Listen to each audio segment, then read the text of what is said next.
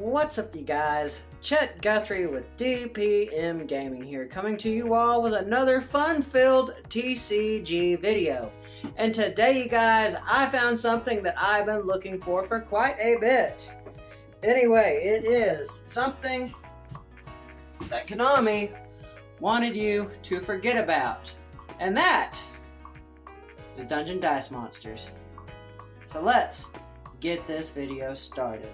Now you all are probably wondering, what is Dungeon Dice Monsters? Well, for a lot of old school players like yours truly, you will know what Dungeon Dice Monsters was. But I'm not sure about these new age players. I don't think they would really know, but that's why I'm making this video today. I'm glad that I found it. But Dungeon Dice Monsters, in the early to mid 2000s, Konami and Yu-Gi-Oh! Shonen Jump really wanted to build, I guess you could say, build on the fandom that the Yu-Gi-Oh! Trading card game had created. Kazuki Takahashi really wanted to do something really, really cool. So they did something similar to Dungeons & Dragons. They called it Dungeon Dice Monsters. And now how this game worked is you had to summon a monster, which was a little figure, kind of like this one right here in the picture above. And anyway, this monster, it had to cross across the line to the other side of your opponent, and it would take a heart point. Now, at each game, there would be 3 heart points that you would have to take out in order to defeat your opponent. Kind of similar to the Yu-Gi-Oh! Trading card game. I know the product, this starter set, I'm surprised that this thing has actually accumulated in value. Although mine's not the greatest value, they do sell relatively a decent amount of money. You'd be surprised. For one that's in better condition than the one that I have here, it's about a $200 box, or at minimal about 50 to 60. So I'm glad that I kept it, and I'm glad that I get to share it with you guys as we open it. So let's take a look into the past, shall we? Let's do it.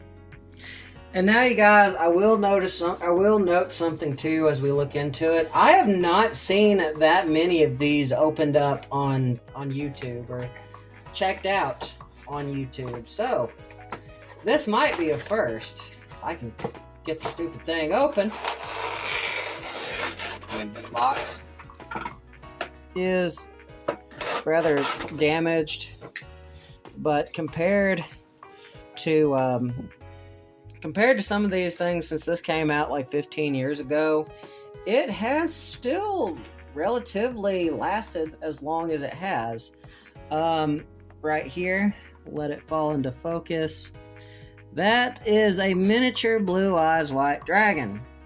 Now, I think at the time this one was this was like the most expensive one that they had, or like the most powerful. But then you've also got those from starter sets. This one right here. Ooh, come on. There we go. Camera came back into focus. Then you also had stuff like this. This is another starter set piece. But probably the coolest, this was the miniature figure. Miniature figure, there we go. The miniature figure that came out kind of represented this whole thing. But there were other characters as well that are within this box. Like, for example, we have a little Vorse Raider. Vorse Raider, you know, probably one of the best vanilla monsters that was around for a very long time.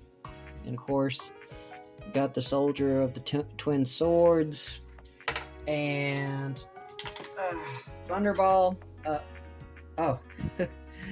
It lost its well, okay then.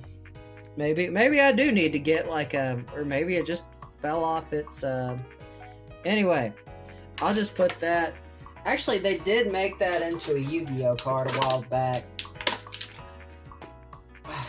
Dang it. Or maybe they're just falling off their, so maybe a little bit of glue. Of course, then we also had Gearfried the Iron Knight. Gearfried the Iron Knight. He was another one that came with this starter set, and Strike Ninja.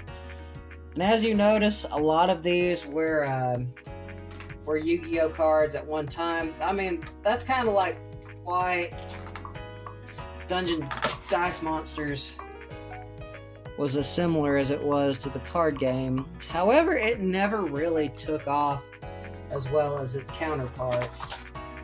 You also had stuff like this. Again, you had one for you, and then you had one for your opponent. This kind of kept up like your dexterity, attack, what have you. And then of course we have the little dice, dice that you could roll. I mean, all these are about the same moving forward, and I don't think it really mattered because they you could summon a monster, it'd be stuck on that star right there, and that would kind of build your pathway to your opponent. I mean, it was a cool idea for its time. Oh, by the way, there's the Monster Lord. Again, much like the Yu-Gi-Oh counterpart, it had life and it had attack and defense. I think you would have to attack it multiple times. Then we also had Voice Raider and Mighty Mage. Now, Mighty Mage, I think this was more of a, like I said, I don't think this was in the starter set. Then of course we had the Buster Blader that came out with that starter set. Then of course, I mean, just check out like the weird 3D effects, like or the weird Windows effects.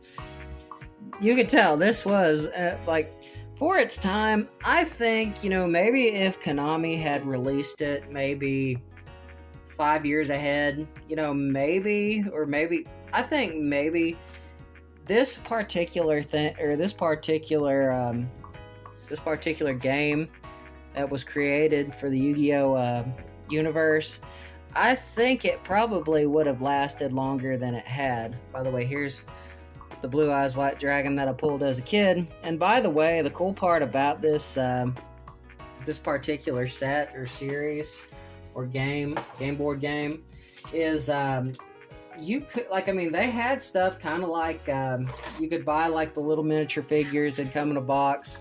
It'd be kind of set up like the card game. You know, you really wouldn't know what you would pull other than you'd buy a box, and that would tell you what you would or would not get.